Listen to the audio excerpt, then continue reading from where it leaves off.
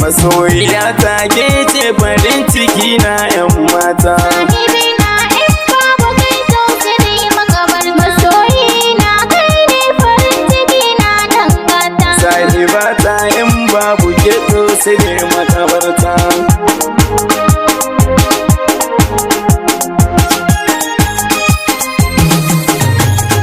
Farin cikin so shine ka samu mai so, da kayi dace karka so ku wa mai so.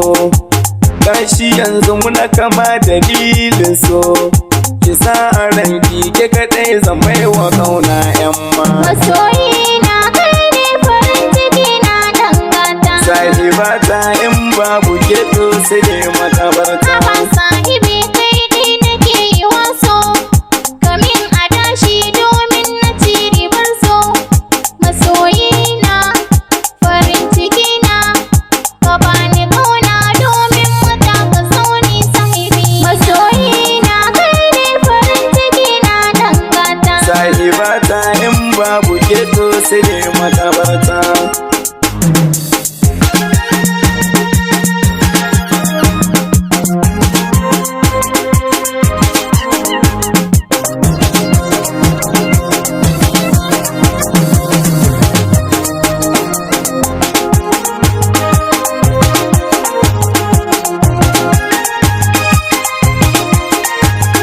Masoyina kai ne farin ciki na dangata. Sahibata in babu ke to sai dai makabarta. Masoyiya ta ke ce farin ciki na, a rayuwa ta ke ce na baiwa kauna.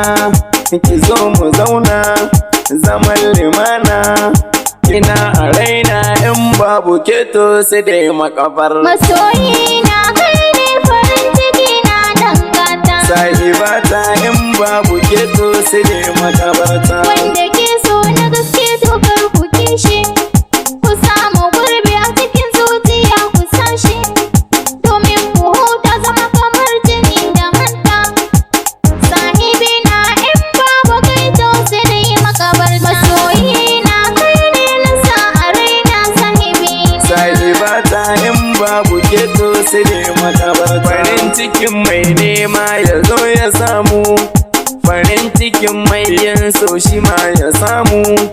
Farin ciki na ne kuma a yau bikin mu, a duniyan nan ke ce da ba sarauta ta gidana. Masoyina kai ne farin ciki na dangata. Sahibata in babu ke to sai dai makabarta. Duk abin da kake so a rayuwarka, wanda ke so na gaske to za ya baka.